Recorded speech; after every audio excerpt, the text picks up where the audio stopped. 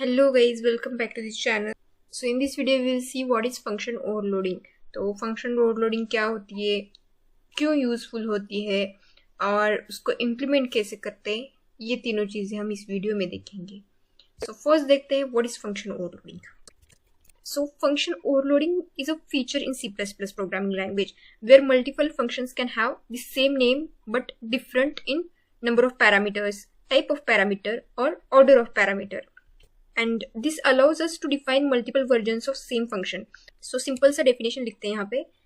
So basically function overloading is a feature in C++ programming that allows us to have multiple functions with same name but different number of parameters, different type of parameters and order of parameter. तो इसकी help से हम क्या achieve कर सकते हैं, एक तो हम एक ही फंक्शन के नाम रख सकते हैं. मल्टीपल अगर मुझे सम करना है तो सम फंक्शन ही रख सकते हैं बट उसमें डिफरेंट डिफरेंट पैरामीटर्स पास कर सकते हैं. एक फंक्शन का डिफरेंट डिफरेंट वर्जन्स हम लिख सकते हैं.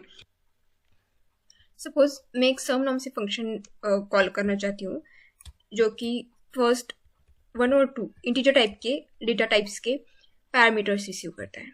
देन सेम फंक्शन से मैं सम करना चाहती हूँ जो कि डेसिमल पॉइंट के भी वैल्यूज एक्सेप्ट करे. सो ये काम अगर मुझे अचीव करना है तो फंक्शन ओवरलोडिंग इस सिनेरियो में वर्क करेगी मेरे लिए. सपोज मैंने क्या करा, एक फंक्शन लिखा void sum.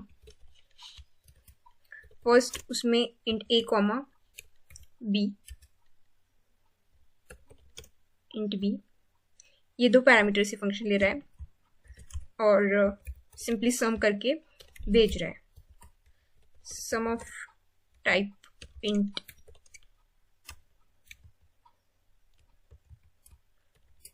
a plus b करके प्रिंट कर रहा है ये वैल्यूज. तो मैंने क्या करा है, सम नाम से एक फंक्शन तो यहाँ पे डिफाइन करा है बट ये टाइप ये पैरामीटर्स इंटीजर टाइप के लेता है. बट मुझे डेसिमल के लिए भी अगर सम करनी है तो फंक्शन ओवरलोडिंग काम में आ सकती है. यहाँ पे क्या होगा, यहाँ पे कोई एरर नहीं आ रहा है, सेम पैरामीटर्स है इसलिए, सेम नंबर ऑफ पैरामीटर्स है इसलिए. बट ये क्या करेगा, टाइप कन्वर्जन करेगा. ये 1 इसको एज ए 1 लेगा और इसको एज ए 2 लेगा. डेसिमल वैल्यू को डेसिमल वैल्यू की तरह नहीं लेगा ये फंक्शन, क्योंकि ये पैरामीटर्स क्या है, इंटीजर है. अगर इसका आउटपुट हम देखें तो क्या आएगा, 3 ये दोनों के सिनेरियो में हमारा आउटपुट आएगा 3, सम आएगी 3. इसको फिर से रन करते हैं, सेलेक्ट करके रन करा इसलिए ये दे रहा है. तो हम देख सकते हैं 3 यहाँ पे भी सम आ रहा है और दूसरे कॉल के लिए जो कि डेसिमल का कॉल है इसके लिए भी 3 ही सम आ रहा है. तो हम क्या कर सकते हैं, यहाँ पे फंक्शन ओवरलोडिंग कर सकते हैं. यहाँ पे सेम फंक्शन लिया और यहाँ पे डबल ले सकते हैं. तो अभी हमारे लिए क्या होगा, इंटीजर टाइप का जब कॉल जाएगा, इस फंक्शन का जब कॉल जाएगा तो ये फंक्शन कॉल होगा. और जिस टाइम पे हम ये कॉल लगाएंगे, इस फंक्शन को कॉल लगाएंगे, उस टाइम पे ये फंक्शन कॉल होगा और हमारा करेक्ट सम हमें मिल जाएगा. ये रन करके देखते हैं.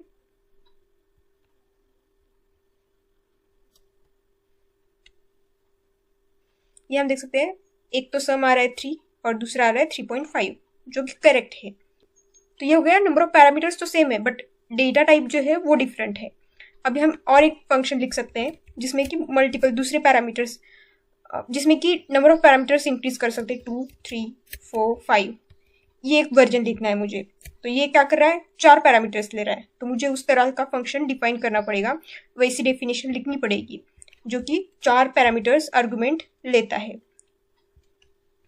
और सारे इंटीजर टाइप के हैं. तो हम int c and d add करते हैं और plus c plus d add करा इसमें और एंडल ऐड करा. सम ऑफ 4 एलिमेंट्स, ये इंटीजर का ही है और ये है डेसिमल, और इसको हम एंडल ऐड करते हैं, इसमें भी एंडल ऐड करते हैं. अभी अगर हम रन करेंगे तो क्या होगा, पहले तो सम, ये जो सम 1 2 है इसके लिए ये फंक्शन कॉल होगा. देन डेसिमल पॉइंट्स के लिए डेसिमल पॉइंट वाला कॉल होगा, ये वाला फंक्शन कॉल होगा. और जब हम इसको कॉल करेंगे जिसमें 4 पैरामीटर्स है तो उस टाइम पे ये फंक्शन कॉल होगा। रन करके देखते हैं।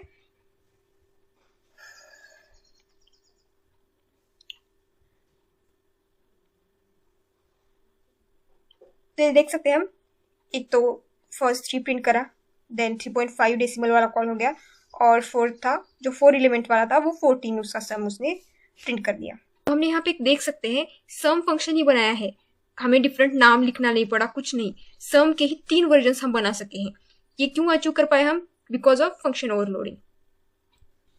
तो इस वीडियो में हमने देखा एक तो फंक्शन ओवरलोडिंग होती क्या है, देन फंक्शन ओवरलोडिंग कैसे हम परफॉर्म कर सकते हैं, किस तरह से हम अचीव कर सकते हैं फंक्शन ओवरलोडिंग, और वो भी अगर सेम डेटा टाइप है तो फंक्शन ओवरलोडिंग कैसे होगी, with different number of parameters कैसे होगी। और एक पॉइंट है इसमें, अगर मैंने सम फंक्शन ही लिखा बट उसका डेटा टाइप अगर मैंने डिफरेंट करा बट पैरामीटर्स सेम है, तो उस टाइम पे फंक्शन ओवरलोडिंग अचीव नहीं कर पाएंगे हम। बट पैरामीटर्स में भी कोई तो डिफरेंस होना चाहिए, ये एक रूल होता है, तो उस तरह से हम फंक्शन ओवरलोडिंग अचीव कर सकते हैं। तो अभी हम देखते हैं फंक्शन ओवरलोडिंग के कुछ बेनिफिट्स होते हैं, वो हम देखते हैं, बेनिफिट्स ऑफ फंक्शन ओवरलोडिंग।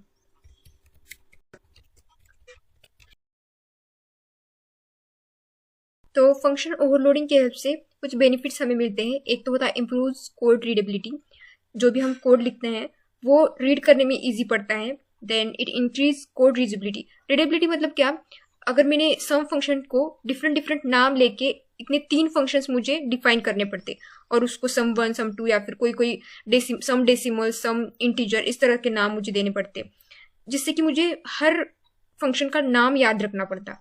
तो यहाँ पे कोड रीडेबिलिटी इजी हो गई, सम नाम से ही फंक्शन लिखा है मैंने, तीनों वर्जन सम नाम से ही लिखे हैं, तो इस वजह से it improved code readability of this code. Then it increases code reusability, same code हम बार बार यूज कर पा रहे हैं because of same function name and different behaviour. Then reduce code complexity, इसे कोड कॉम्प्लेक्सिटी भी कम करी बिकॉज सेम टास्क के लिए हमें मल्टीपल फंक्शंस डिफाइन नहीं करने पड़े, तो इस वजह से हमारा कोड कॉम्प्लेक्सिटी भी कम हो गया। So this is for today's video. If you liked the video, then do like the video and subscribe to the channel. Thanks for watching.